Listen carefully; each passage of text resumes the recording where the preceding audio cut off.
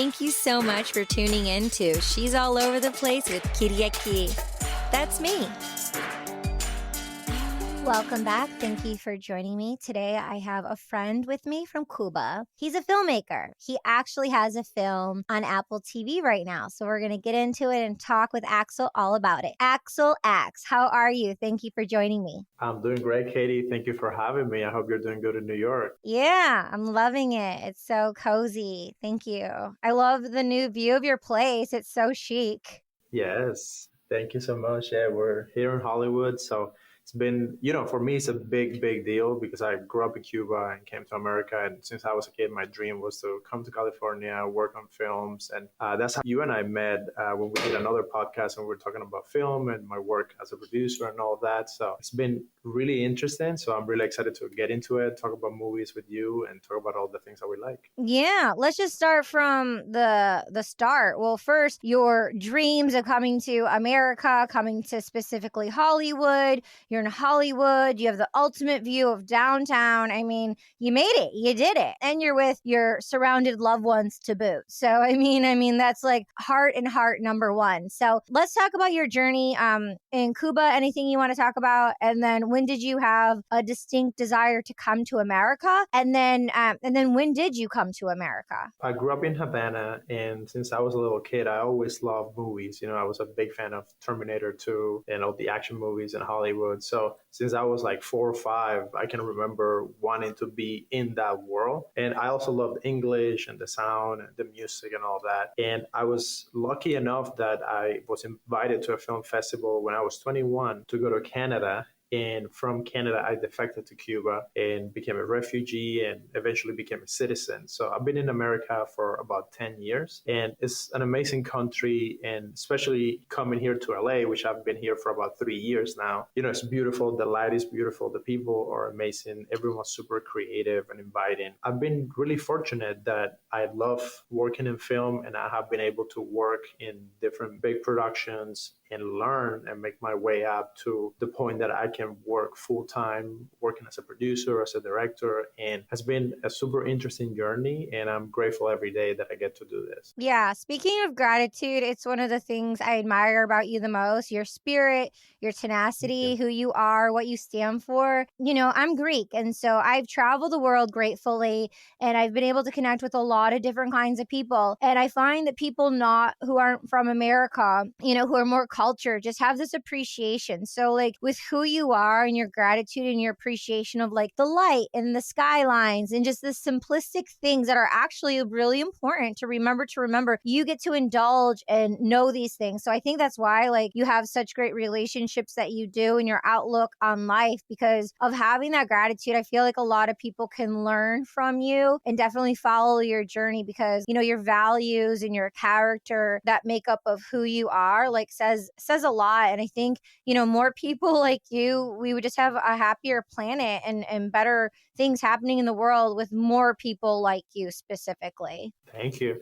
Yeah, you can be going through the worst times of your life. And if you choose to focus on the good side of whatever situation you're in, I think it's just going to help you enjoy that time, even though it's difficult. For me, I spent many, many years away from my family. My close family has been through diseases and cancer and sickness and being away from each other. And it has been difficult. And I'm pretty sure whoever is listening right now, they have gone through their share amount of difficulties and challenges. But if you can stop for a little moment and just focus instead of, like a camera, instead of focusing on the bad things, you choose to focus on the chances that you have or the opportunities that you have and the good that can be in your life. I think that's going to help you, have a better life. Yeah. Speaking of having a better life, you're gorgeous, super flawless and glowing, and your skin's amazing. So people, if they're on the video, they're probably like, oh my God, like stunning, flawless teeth, so good, everything. So speaking about having a better life, like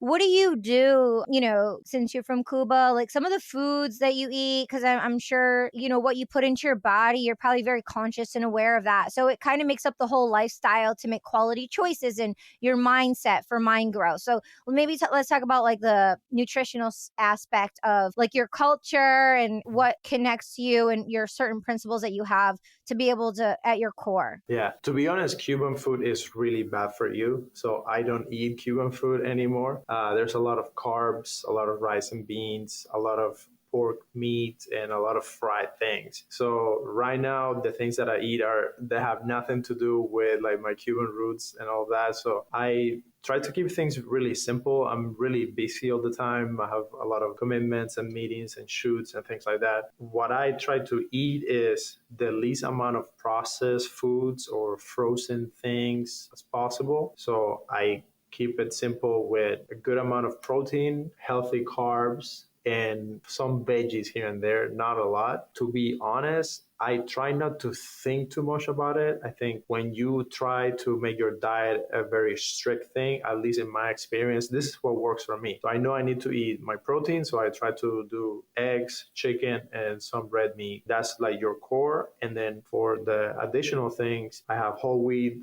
toast, some rice, and a lot of tomatoes, a lot of avocados, and that's pretty much it.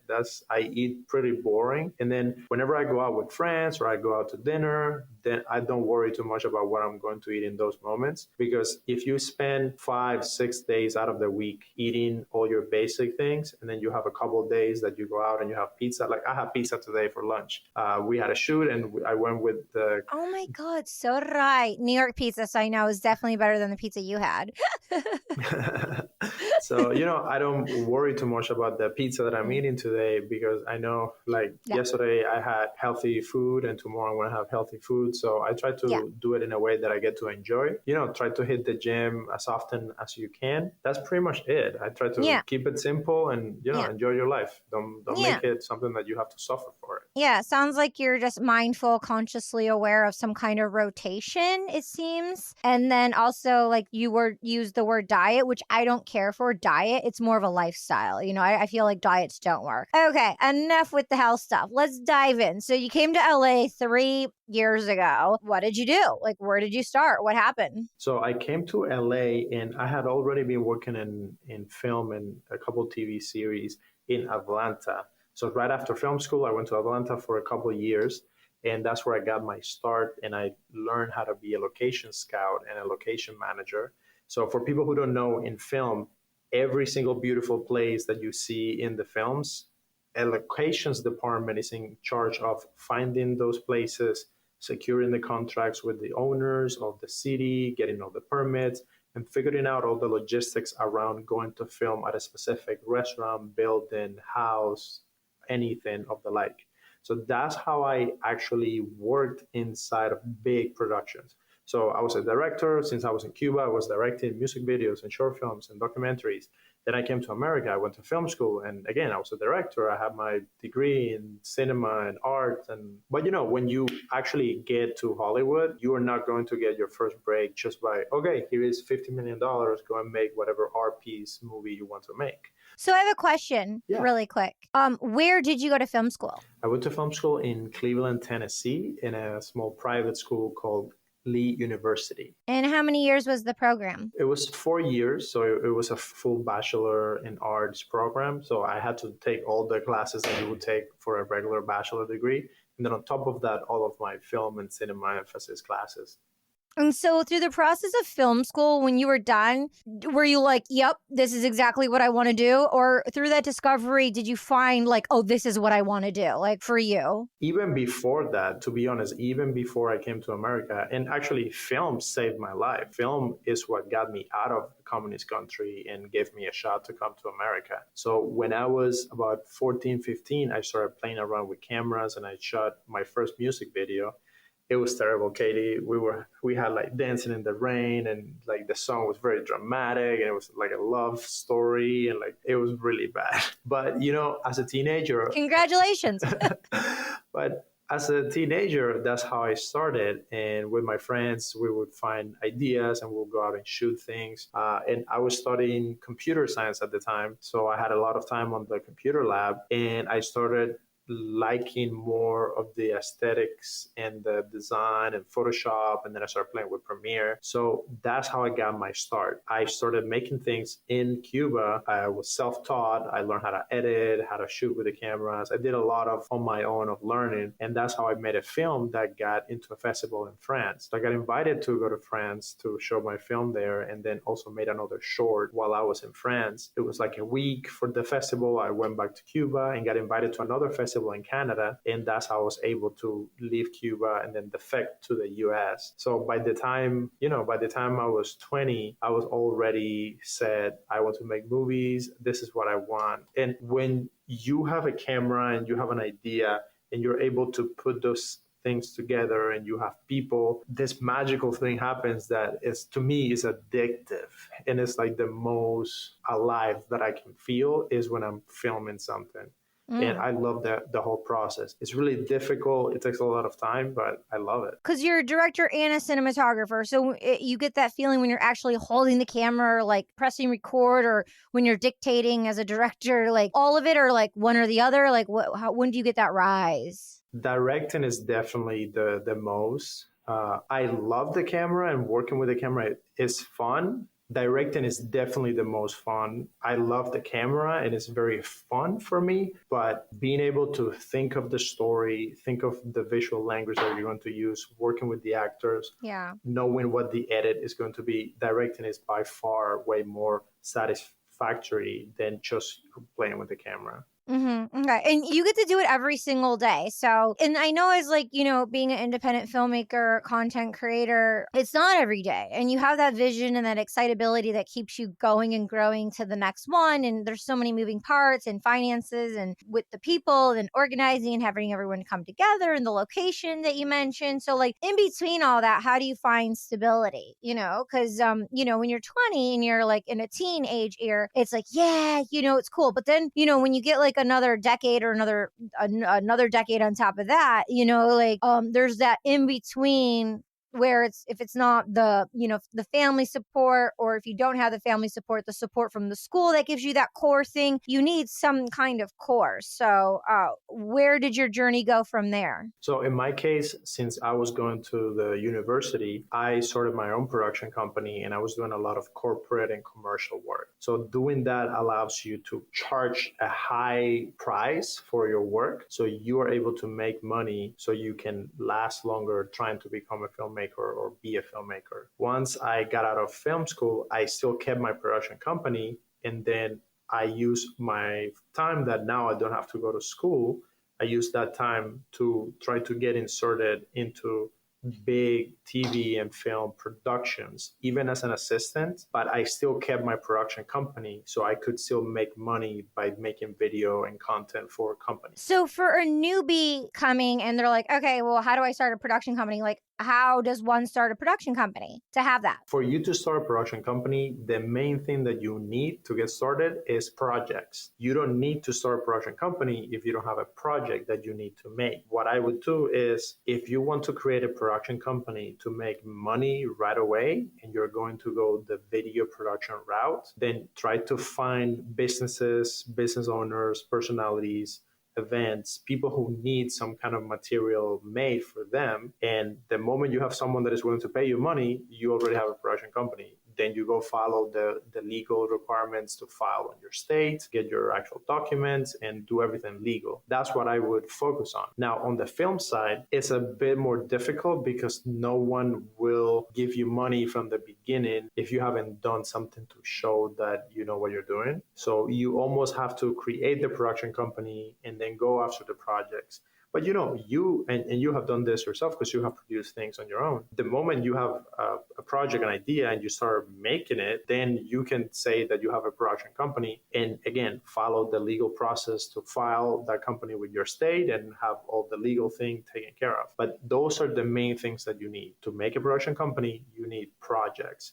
and then you start growing from there. But for a newbie, that's what I would focus on. Yeah, I remember like when I was a kid, the term was catch 22. So it was like when you're an actor, it's like, to get a union job, you have to be union. But how do you get a union job if you're not, how can you get union if you haven't done a union job? And then they're like, there's 3 Taft-Hartleys or 1 speaking role. And it's like, it was always like this catch 22 kind of thing. So I think the way you explained it reminded me of that. So thanks for sharing. I appreciate it. Yeah. It's like you have to go out and make it happen. It's like, even if shoot something that's bad and that's short, like a minute long, even like short, and it has some kind of good quality, you reach out to local businesses and even do it for a couple $100s to get started. But I don't know how social media was when you first started growing and going and doing it. But when I did, it wasn't how it is now. I mean, in 2023 now, everyone needs content creators. Like, it doesn't matter. They're like, you make content, like any elderly person will be like, yes, I'll pay you something to like make something, even if you don't have some shishi resume. If it's like something local, like, and you have that ambition and the drive and you just show them creatively things or like visions of your creative things that that you can do. And then you're like, hey, pay me half up front. Pay me half up front. I'll do the job. I'm going to do the job. If you don't like it, don't pay me the rest. You know what I'm saying? But it's like, you could start small. I mean,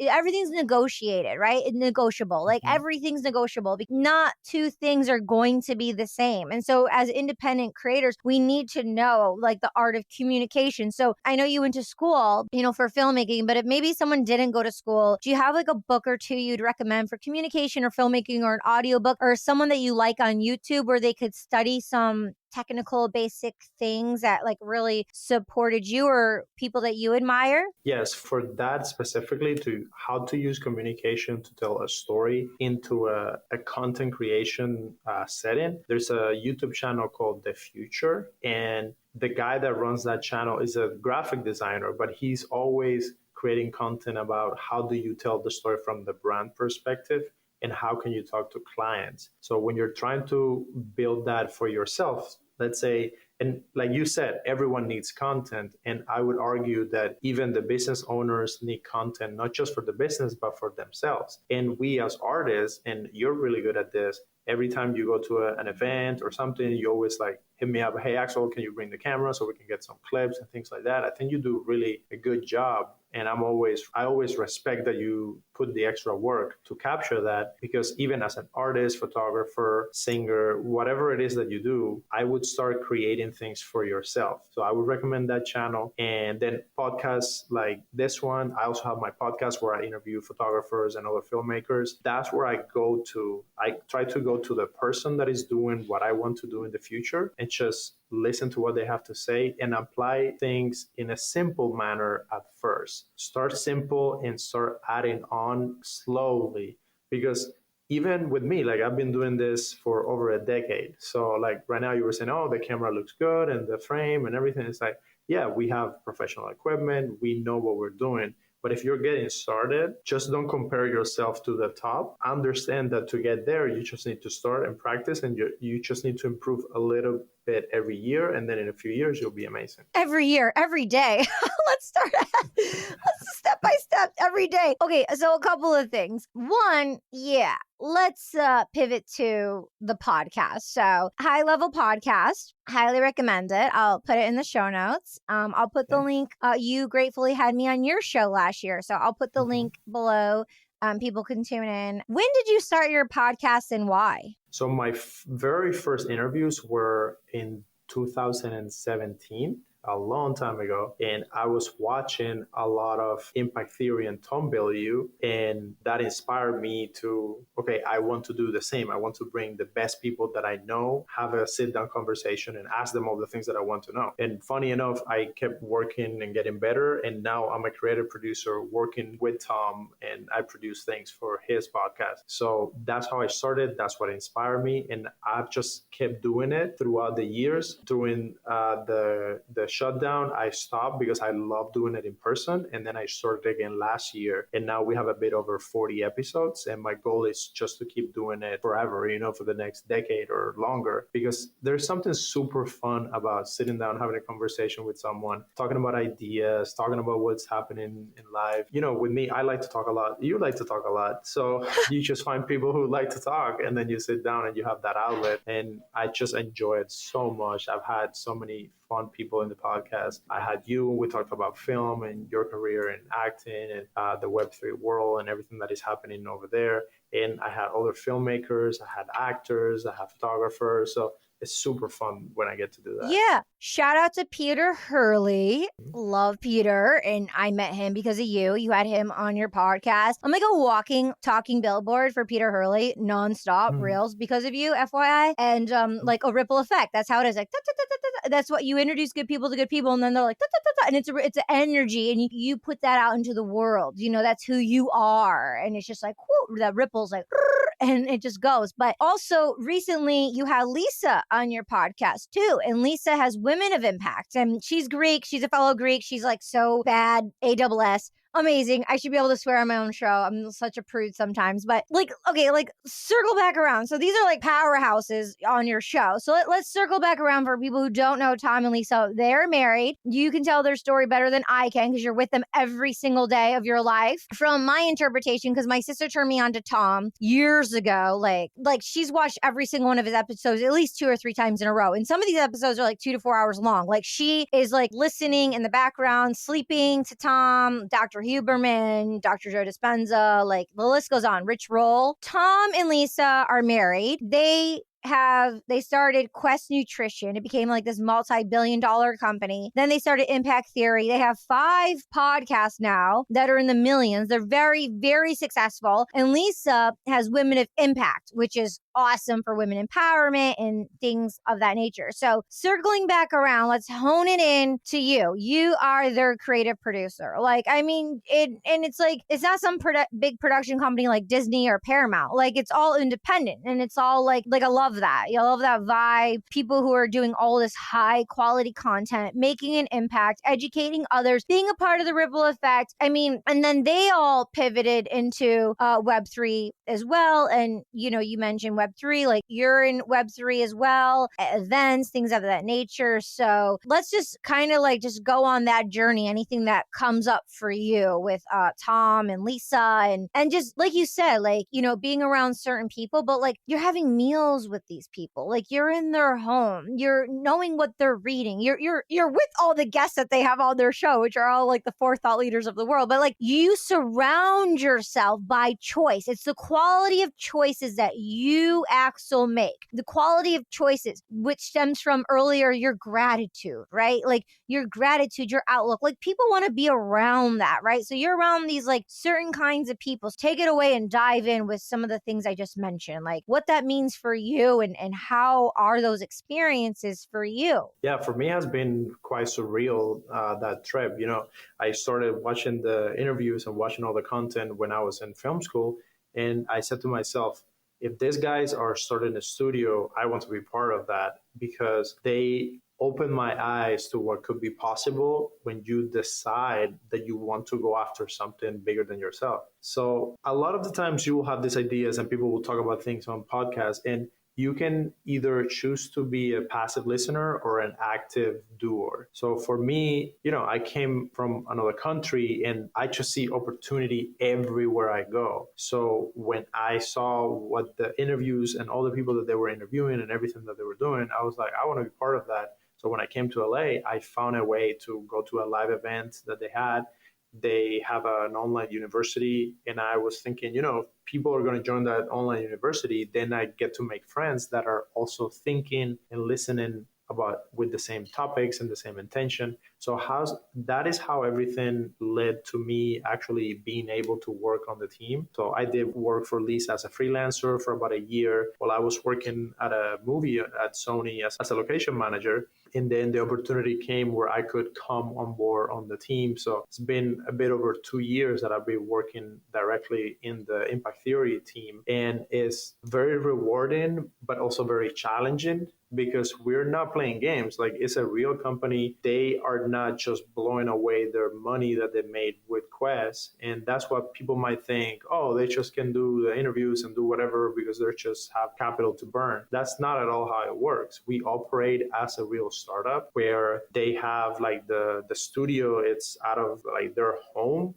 And that's how it has been for the last like 6 years. We don't have some fancy studio. We have like what we can make work, and we find creative ways of make it professional and make it look amazing. So this last few years have been really good, and I've learned a lot about business. But also, it's like you work with people that at some point you idolize or you put up on a pedestal, and then you realize they're just regular people. They have bad days, they have family problems, they have pets, they have like sometimes they're tired. Like everyone that comes to shoot, the guests are super excited, but also they're just regular people. They need to do the same things that you and I do. And seeing that from up close has also taught me that I can dream to attain the goals that they have accomplished. And it's okay. I just need to put in the work. Yeah. And that's another thing that I really admire about them. They have a really tremendous work ethic. They're not just playing games and enjoying their fortune, even though they don't need to work. They have enough money to last them 5 lifetimes at the highest level of luxury that you can think of, but they still choose to wake up and do the work that they want to do. And it's very inspiring and really fun, like to be around Tom and around Lisa and like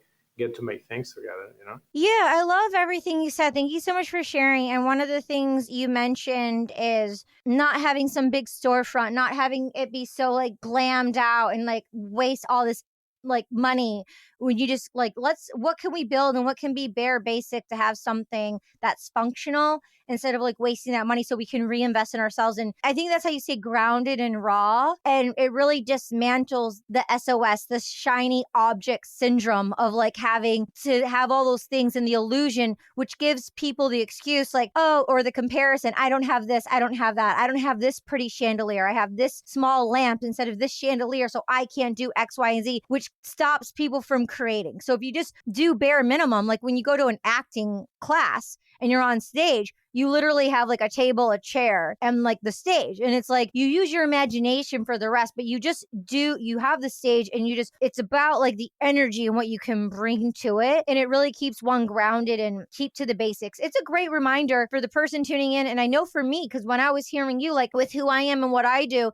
and I've been practicing minimalism since 2012, but still like I attach the exterior materialistic world in a way of luxury and glam and all of these things to feel in such a way because it feels good and you want to be like recognized and attached to those things that are just things. But when you dismantle it and it's like you get to the bones of like my hair and my eyes and my smile and my heart and my health and being able just to communicate like this, it's like those things are the things that actually move the needle forward, that makes us feel something, that make us move to connect and tell stories. So I feel like it takes a lot of psychological work to remember and to get to that finite details of what matters. So then what happens?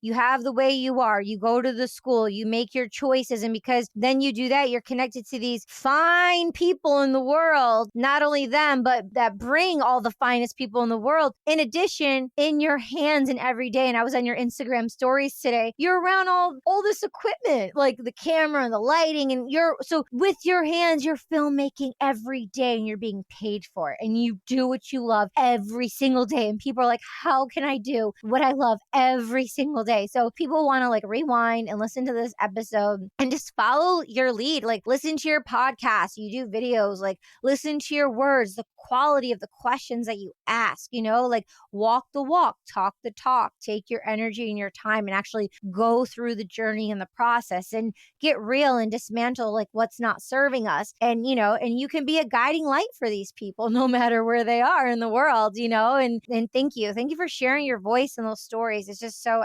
super epic. Wow. Like, wow. Thank you. Of course. My pleasure. I just need a minute to like breathe. It's so good. Wow. So let's talk about your new film on Apple. So Literary Inc. We shot and followed 4 different tattoo artists, and at the end of the film, all of these artists and more come to a convention where they celebrated the art of tattooing, but also the whole world of Harry Potter and the wizards and, all that fantasy. So the film is very visually interesting. The art of tattooing, they create the art and they put it on the skin, and then you have all the ink and the needles. It's very interesting to look at. And I was really, like, for a while, I was obsessed with that and the imagery that comes with that. And then the story, I have the 4 artists that we follow. One lady was from Tennessee, another one was one of my best friends from Cuba. So we actually went to Cuba to film with his family, tell the whole story of how he came from there and then created a new life for himself in America and what he left behind. And this other girl from Australia also came to Tennessee for the convention, and she talked about how she got started and what moved her to create these beautiful pieces. Like, Katie, this lady tattoos on like entire back pieces, and she creates this most beautiful things, and they're painting with ink on human skin, and it stays there forever, which I think is crazy. So for me, it was a journey, very interesting to make that film, and being able to complete it. It's a feature film. Have the agents reach out to me. They wanted to find distribution for it. Then we got a deal with Gravitas Ventures to distribute it in North America.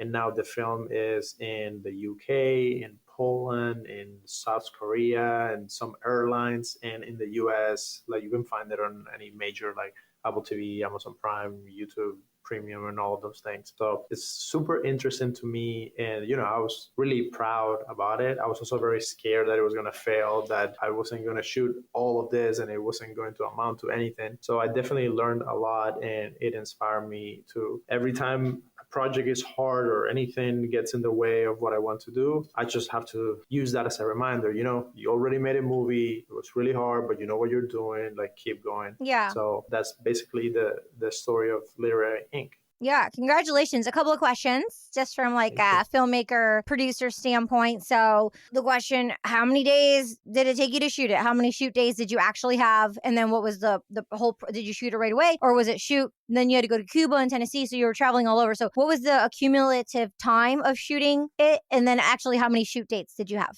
All in all, it was about 3 weeks, but we had 1 week in Tennessee where we shot the whole convention and everything related to that. Then we went to Cuba and shot for about a week in Cuba. Then we came back and went to Oakland for about 3 days. And that was the extent of everything that we shot. So under 20 days, I would say. And then the budget, like what was the budget? And then what was the budget?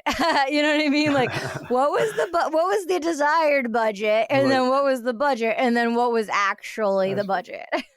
Yeah. So we kept it under $100,000 all in. I called in a lot of favors. We had to buy some equipment that then I was able to keep. We invested in it ourselves. So the 2 of the artists and me, we put up the initial money to pay for all the travel, the meals, the extra equipment that we needed to rent, the equipment that we bought, and to pay the crew members that we hire for the days that I needed them.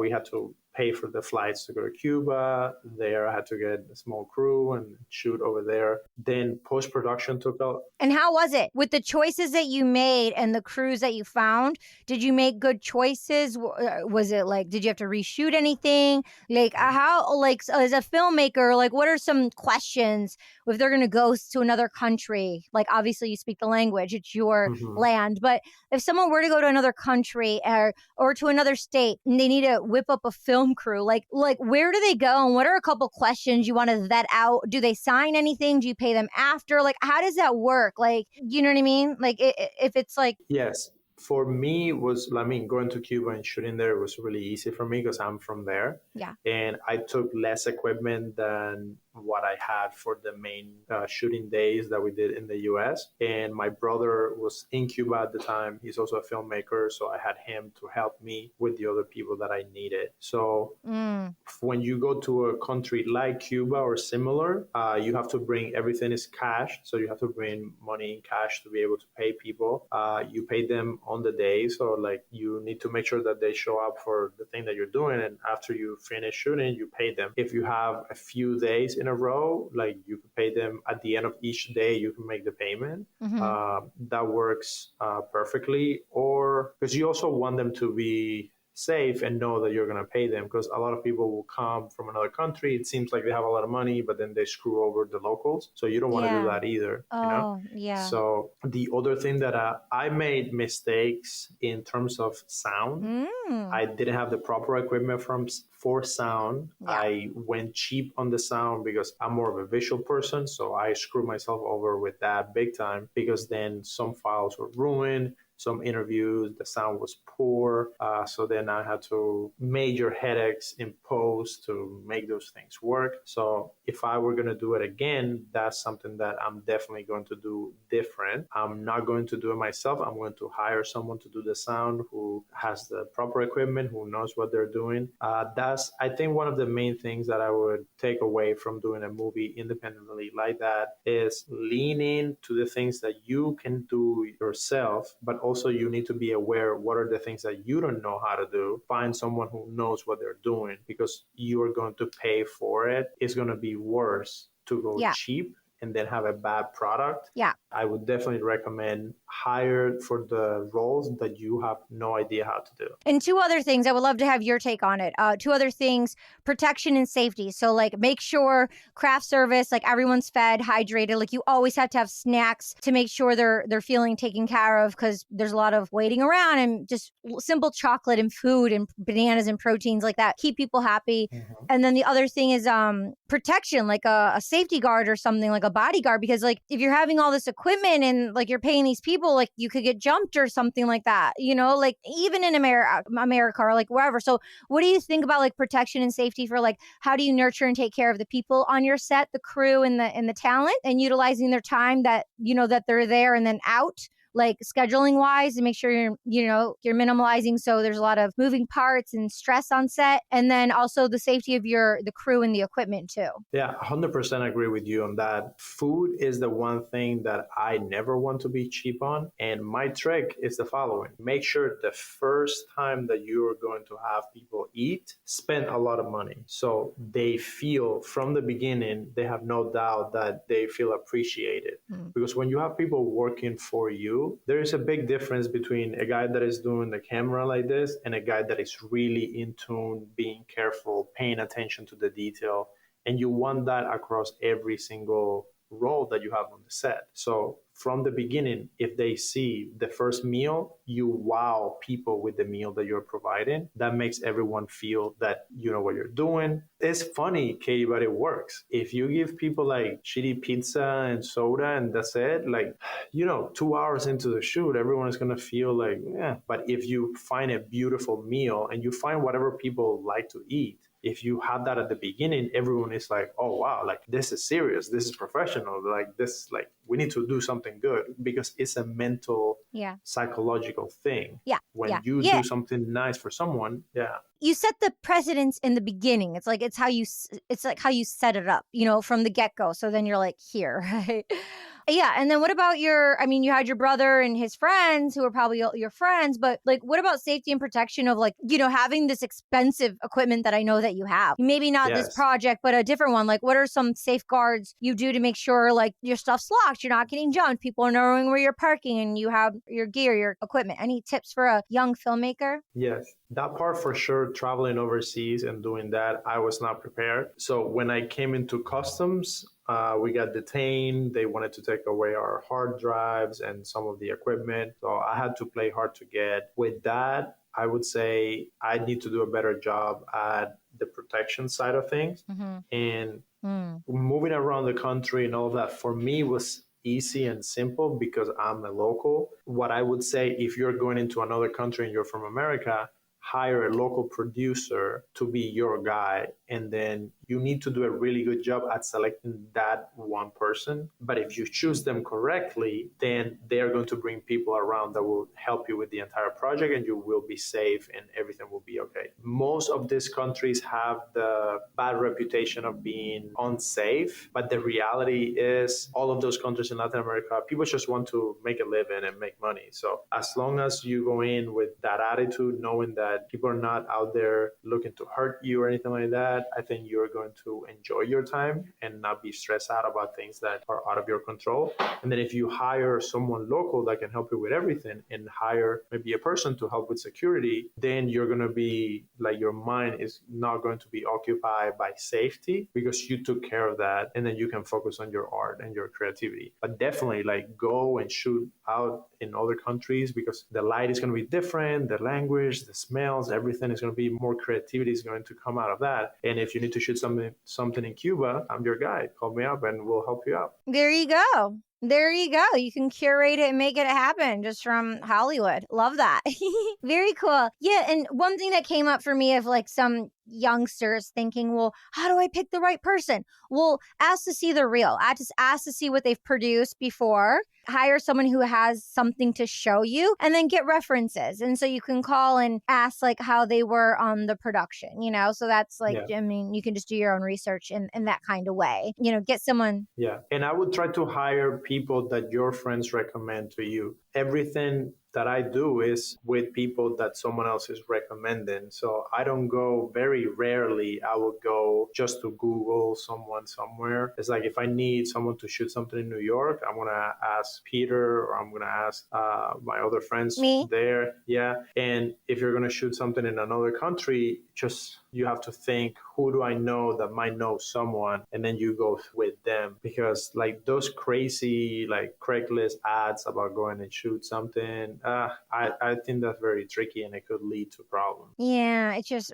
gross. Ew. Cool. Yeah. And then with social media, I mean, you can find great people, you know, by using proper hashtags, right? Filmmaker in Toronto, filmmaker Oklahoma, or director, producer, like hashtag, like niche it down. Yeah. Very cool. Very cool. You know, something I wanted to share earlier that just circled around again, something about your actions and your character and who you are and like creating and what you're doing. Cause, you know, me as a filmmaker, creator, and what I'm doing, I actually had a project called Culture Kids. And like, I all of a sudden went into pre-production because I had the opportunity to shoot it at Art Basel in December. One thing led to another, and with like this person, and I ended up talking with you about it, and I was going to direct it, and you had something going on, and you were talking me through it. Like whatever it was, you knew I, you know, have some kind of anxiety, or like you don't judge, and I was just figuring it out, and maybe it wasn't going to work out with this person who was going to do it, who was going to shoot it, because he got cold feet at the last minute. He just like didn't show up, and then like his schedule like wasn't available, and then when it was available, it wasn't available. Anyway, you were doing something, and I had like the 3 dates, and you're like, I'm available this day, and this day I'm not. I'm shooting something. It was in Marina Del Rey or something. But you're like, I'm available at this time, and like you were finishing, and then you were like going to be able to leave that and then come and support me, and like you're a yes person, and you were just going to come support me. And just because you said yes, even though you ended up not doing it, you held this emotional support for me. So sometimes as creatives and friends and filmmakers, just by talking each other through it and asking certain questions, like you were gonna allow me to borrow some of your equipment, and I was gonna give you like a producer credit on it because you were giving us this like high quality camera, and like so you were a part of it, like spiritually and creatively making it happen. And then there was like talks of me of like, oh yeah, when we get it financed, when like everyone gets paid out, and I made a budget. I'm like, how much would this rental equipment be for sound or for the camera? And then pay you out for that, like for equipment, and not only as a producer, but for bringing that. So there's ways of moving through. Like I found it doesn't have to be so like exact yes or no. Like there's things in between, but just like I'm doing Culture Kids, and now it's not a series. They're independent episodes. They stand alone. And so one, I know you want to direct. So knowing you want to direct and that you are a director as a filmmaker, I want to come to you and say, I want you to shoot this, you know, and honor you as a director and create that way with one another. You know, what I went through and what I was experiencing, just your sincerity, your sensitivity, just by like holding space. Like it wasn't like, no, Katie, I can't do it. Like you're like, yeah, I'll come after her and do it and this and that. It ended up melting a different way, and it will. But if you get around people who are good people who just support, like it's really important for us to like support ourselves with like the dream makers and the creators, because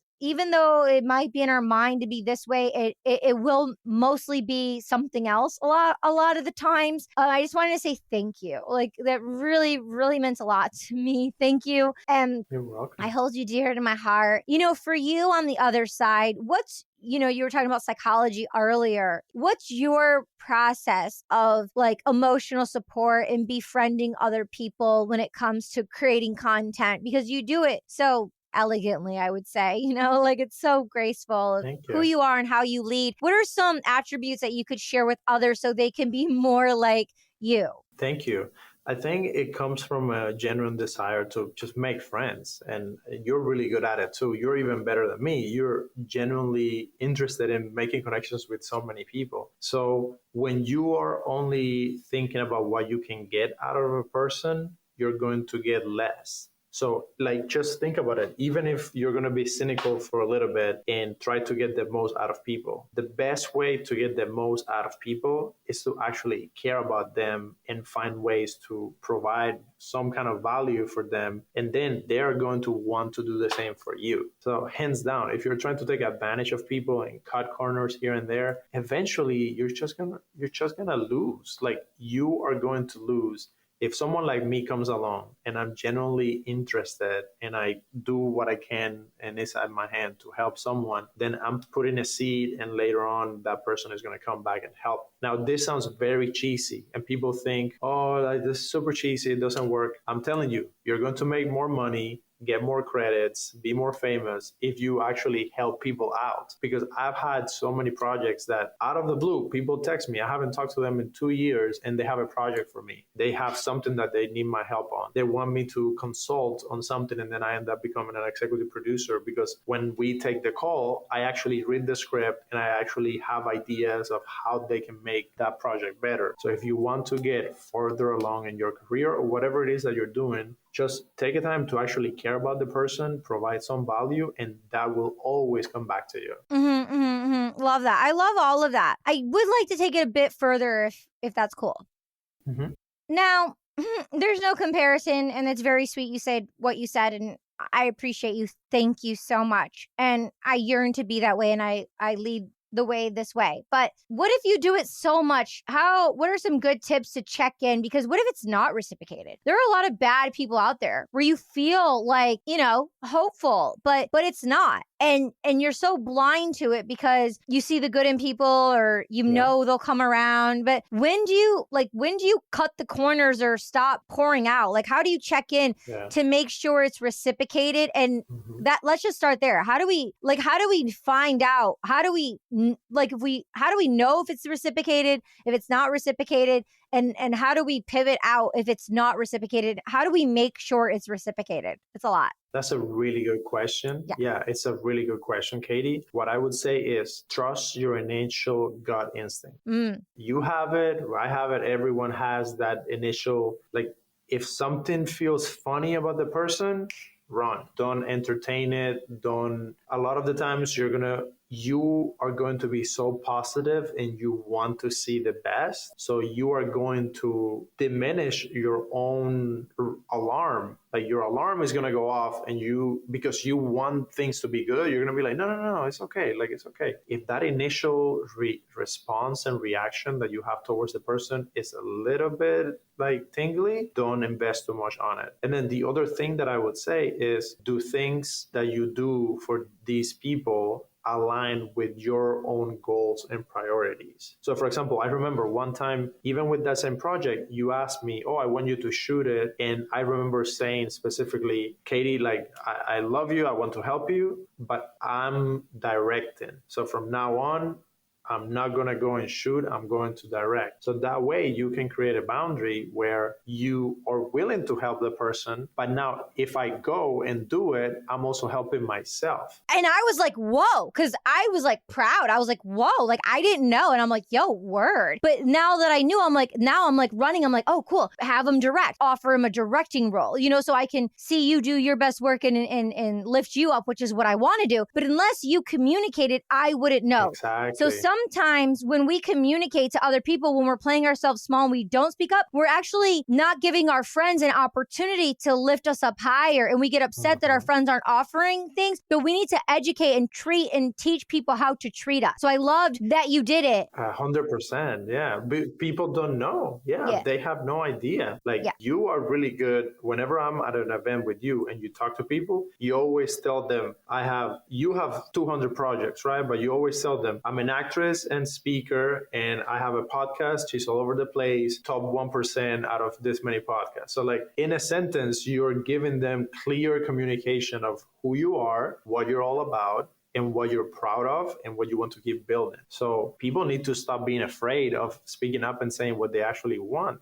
You cannot complain about people walking all over you if you haven't said, hey, I don't want to be walked all over. This is what I want, or this is my rate, or this is why I would do this. And, for me, it's really hard to say no to any project because I have this desire to I'm an overachiever. I want to have my hands on everything. I want to be part of everything. So it's really hard to say no. But if you don't learn how to say yes to the right thing, you're never going to be available to actually show up and shine for the right thing. And that will both protect you, make your career flourish, and will also protect you from people coming and taking your time, even if they mean well, because that's the worst. When you have a friend that they ask you for help and you show up and you help them and they have no idea that you are kind of irritated or you feel that you're wasting your time a little bit, even though you like them and you want to help them, it might be because you're not communicating properly what it is that you want or what it is that you need